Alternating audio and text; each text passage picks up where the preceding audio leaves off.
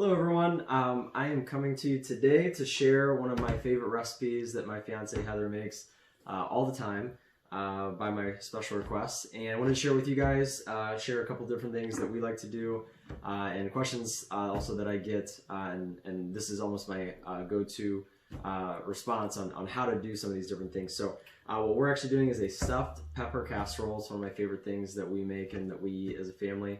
I've already got some onion cut up over here, and I'm going to cut up some pepper. Right now we've got some meat warming up over there in the pan, which I'm going to talk a little bit about that as well. And that's pretty much it. Add some spices, and this basically replaces actual stuffed peppers because we would make those all the time, and it just seemed like we spent way more time making them, and then it was a pain to cut them up and eat them. And so we just kind of cut everything ahead of time and started eating it that way, and now we make it in like quadruple batch recipes because we eat a lot of it. So I'm going to show you the pepper thing really quick. One of the cool ways that I like to cut peppers is I cut the bottom off here. And by the way, I'm using a Santoku knife. You're able to see why here in a moment, why I choose this knife for this exact function that we're going to do. And then what I do is I cut to the middle here of the pepper, where I've got the tip here on the board, and then I don't really move the knife, and I just sort of rotate this pepper around and try to keep that cut nice and straight. And then when I'm done, I just sort of twist that off, and sometimes that whole seed pod, which this one wasn't very big, will actually come off with it. And then what I do is I slice right down the side there so that I can open this up almost like a fillet. And then as you feel comfortable, you can do this with a smaller knife if you prefer. But I just sort of very softly, I'm going very slow, just very softly cut these inner, white parts out that most people tend to like to remove. And all I'm doing is pressing straight down, keeping that knife blade level. Okay, and I'll just toss those over there. And here's the real particular reason why I like using the Santoku knife, or really any knife with a sharp point for this. But in particular, I like this or the vegetable knife over the chef knife for this. And the reason I talked about this in other videos is that the chef knife, more of that blade tends to touch at the tip. And so I like using one of these two styles for this because when I drag that tip through, most of the blade stays off the board.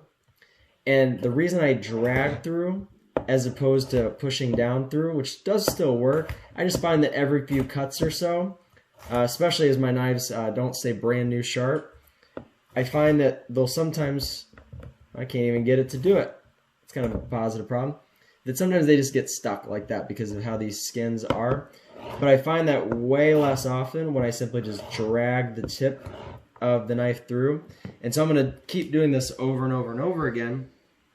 But as I get a nice pile here of little, what we'll call matchsticks, I just sort of pile them up together, and then I hold them close, and then I do that rolling rock motion and get these in nice little bits. And these are probably a little small for what we like.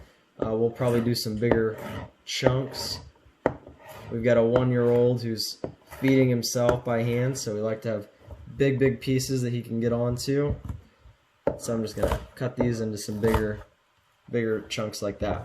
So I'm going to keep doing that, and then we can do the same thing here at the top. Sometimes you can actually pop these off, by the way, to get that full stem out of there, just like that.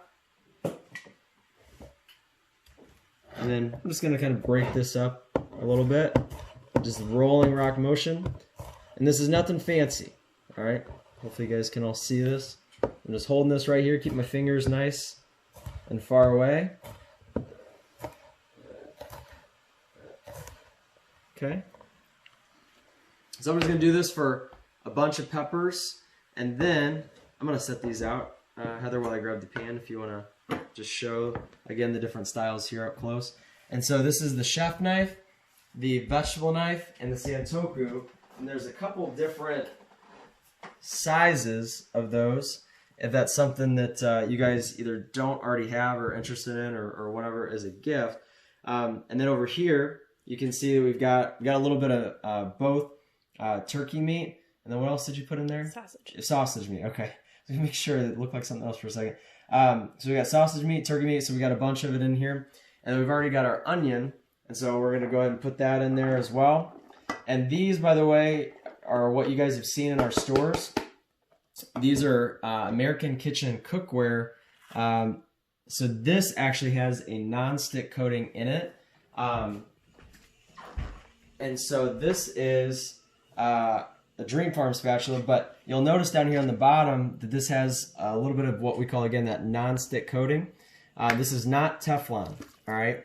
And so the difference between those is that Teflon, number one, is actually a brand. It's not actually a coating.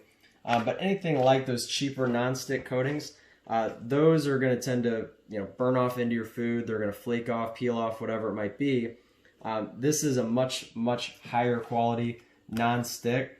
For certain things, especially like meat that's already got its own like natural juice or grease or whatever in there, you don't really need to put much, if any, sort of water or liquid or oil in here. All you got to do is know to cook at a low heat.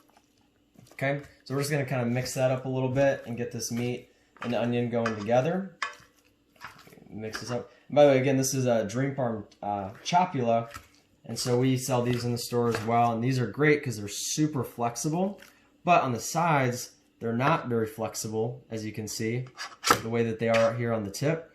And so this is great for breaking apart meat, especially like tacos or whatever in your pan, and then flexible for scooping underneath there. Kind of breaking this up here. So I'm going to set this over here. I'm going to put this back on the burner. Also, by the way, these are great just for sitting above your counter. But that's pretty much it. We just put some meat, some onion. We'll eventually add in the peppers. We'll put in some cheese, some rice that we'll put in there as well. So it's exactly what you think of when you think of a stuffed pepper. We just put it in a casserole form, about 8 of those, and that's really good. So one of our favorite meals, of course, made with Cutco. I, again, give these examples all the time. So now you guys know, and certainly if you guys have questions or if you want Heather's recipe, I might be able to get that for you. So thank you guys for tuning in, and we'll see you soon.